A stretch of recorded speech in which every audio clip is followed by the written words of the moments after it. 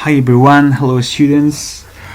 Welcome to these videos to refresh and to introduce new concepts about this, in this case, this unit 3 about feudal Europe. Okay, we will just to have a quick overview about all the concepts and the content that we studied before the Christmas break, the holiday. Okay.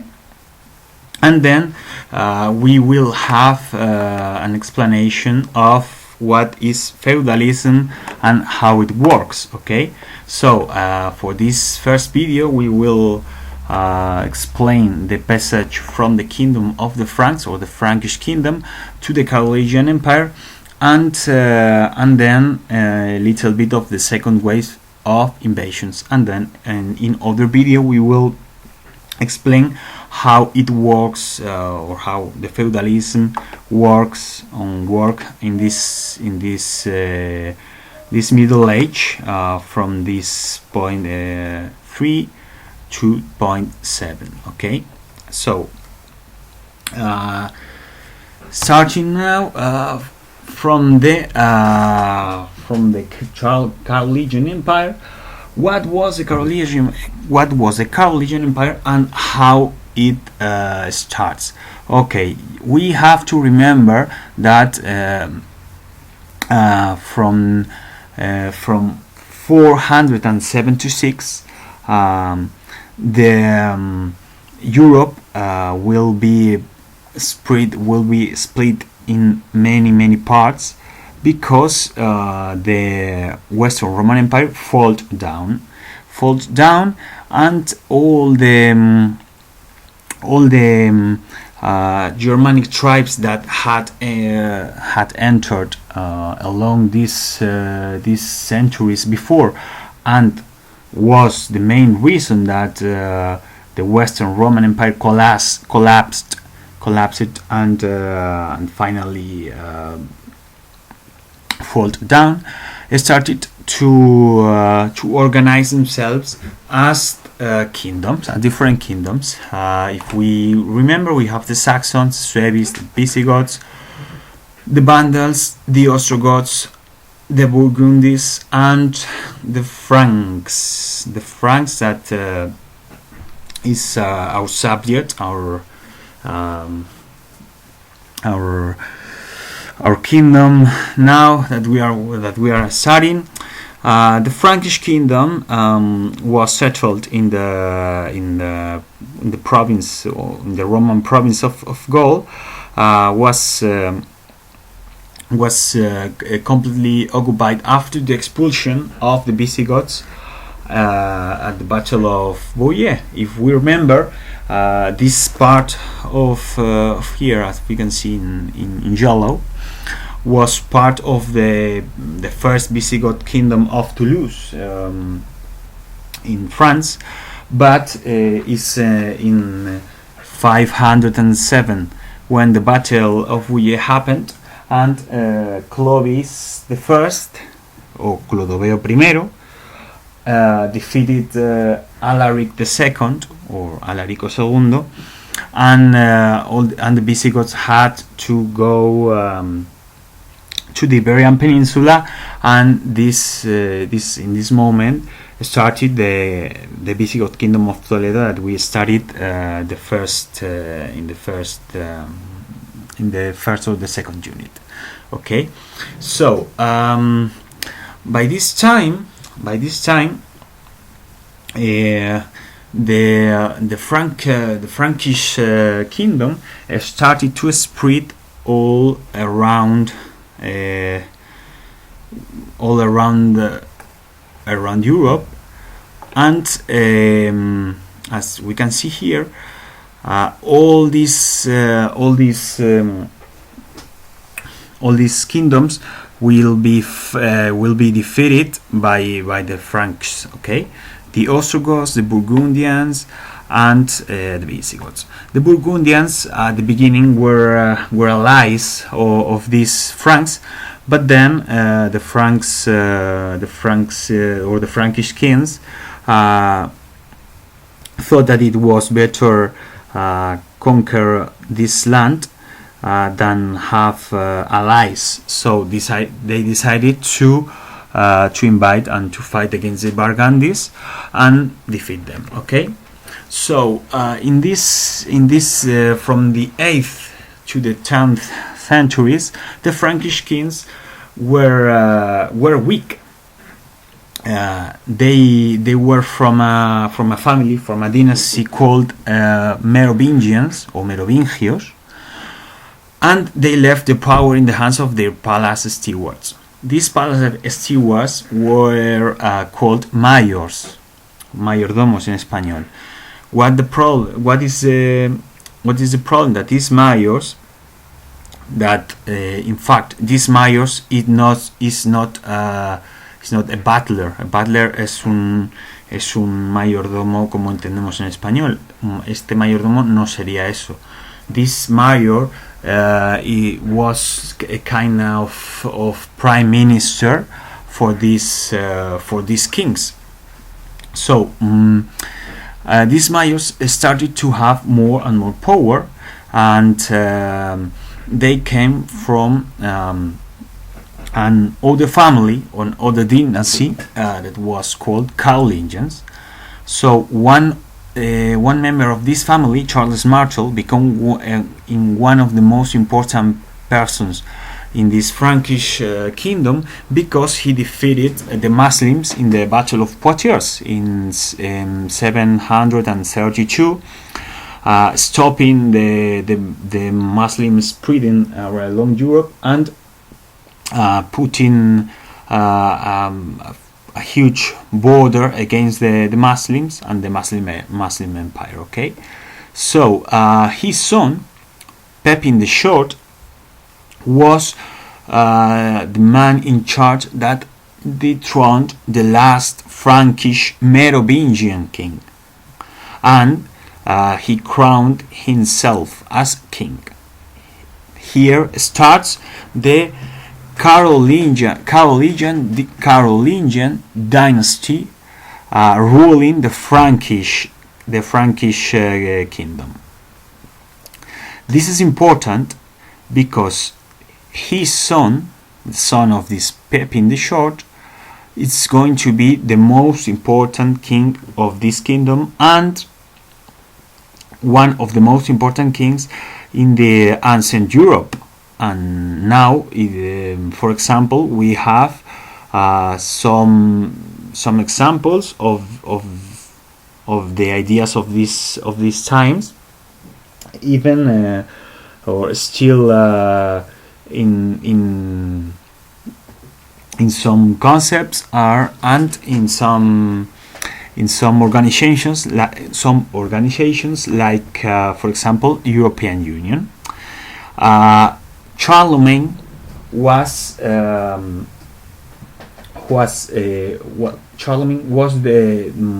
most important king, and in this case succeeded Pepin in 768.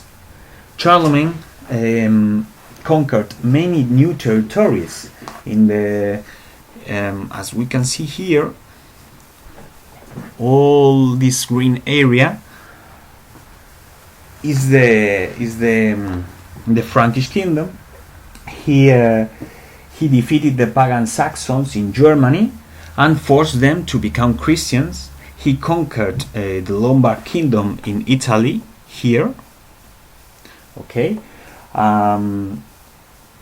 He gained the control of the north of the Iberian Peninsula. Even he tried to conquer the Iberian Peninsula, but he was defeated by the Basques in the Battle of Roncesvalles. Okay, important here, important date to know. Even with that, Charlemagne was a great power, and he was even more important when in the year 800 was crowned as as the Holy Roman Emperor on Christmas Day by the Pope Leo III. Okay, fue como decimos coronado como emperador del Sacro Imperio Romano. Y esto, and what that means that he wanted to link their success to the old or the ancient Roman Empire, like for example did Justinian in the Byzantine Empire. Every emperor wanted to link their success with the old or the ancient empires. Okay, so Charlemagne was strong, was hate, and he was really important, and of course he loved Christianity over everything. For him, the Christianity was the main idea that had to be the identity of the kingdom. Okay, so as we can see here, the administration of the empire was organized into counties and marches. Okay, the counties were here and were ruled by the counts. Okay, were administrative units, and they had marches here, as you can see. All this blue colored land were the borderlands, were ruled by the marks, and they had power over a little army to defend the kingdom. Okay, at the same time we can find a Missi Dominici, that was, or they were the Lord's messengers, and they were royal inspectors who controlled the regional administration. the main residents of the power here were in Aquisgrán or Aachen. That is a city that today is in Germany.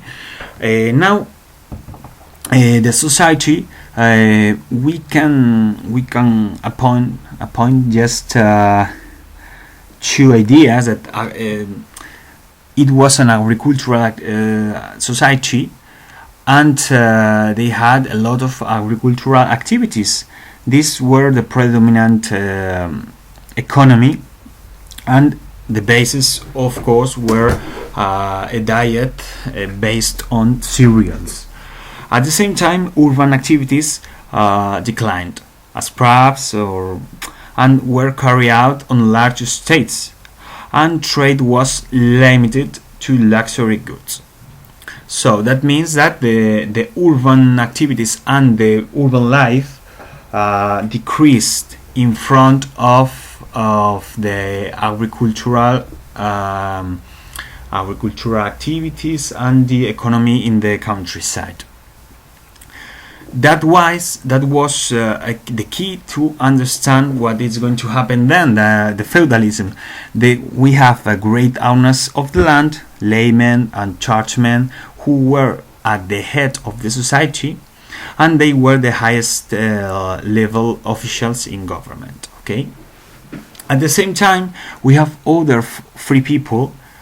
The majority of them were peasants and craftsmen and traders, that these last two were placed in the cities, trying to have an urban industry. And in the bottom of this society, we have the serfs. They occupied the lowest position, and they were most of all slaves from wars, and this kind of people. Okay, this is more or less what was the Carolingian Empire. But Charlemagne died in 814. So he was just 14 years an emperor, just 14. That's so so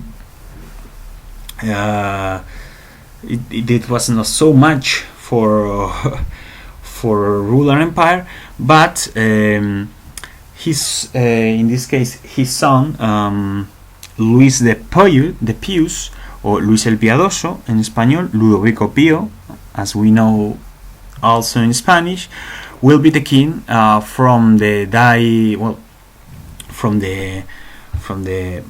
death of Charlemagne to 840. During this his reign, the Carolingian Empire entered in a huge crisis caused by the numerous civil wars between the king and the Frankish nobles. Why? Because sometimes at the beginning of the Frankish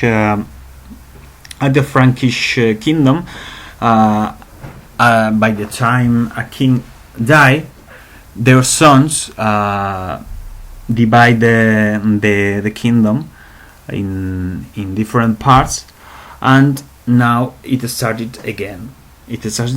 And after his death, his sons divided up his kingdom, ending the Carolingian Empire in 843, when it was definitely divided into 3 parts. Okay, we will have 3 parts divided between Charles the Bald, Luis the German, and Lothair.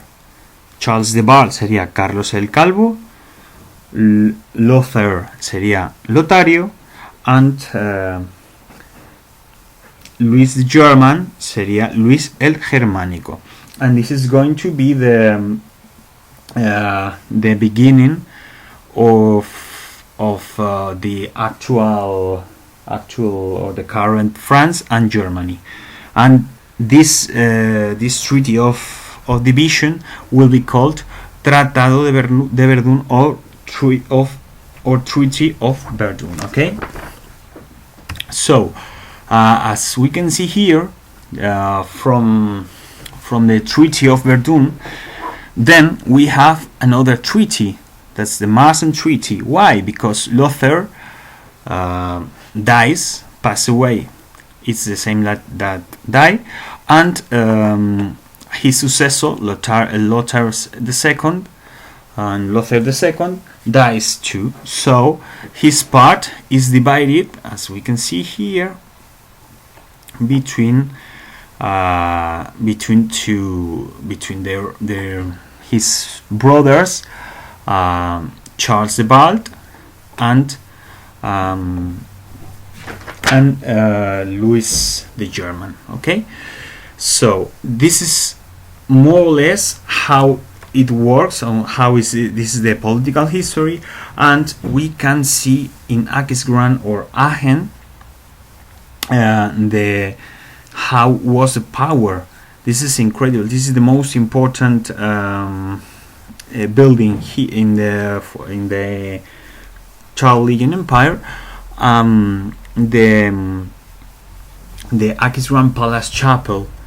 This is pre-Romanesque style. As you can see here, it has influence from Muslims, from Muslim art. It has a huge decoration here, and as you can see here, that was built by the Emperor Charlemagne. This is of course Carolingian architecture, and of course this is a religious construction. Of course, we have here elements like we have an octagonal floor plan. We can see here una planta octogonal, and it built on 2 floors, okay, with a tribune and a square vault, una cúpula cuadrada, decorated with blue marble, decorada con mármol azul. columns with Corinthian capitals and semicircular arch are used. This is built with stone blocks con sillares, okay, and the mosaics of the vault represent the 24 elders of the Apocalypse venerating Christ in majesty. Okay, here we can see all these scrolls venerating this Christ here. Okay, so this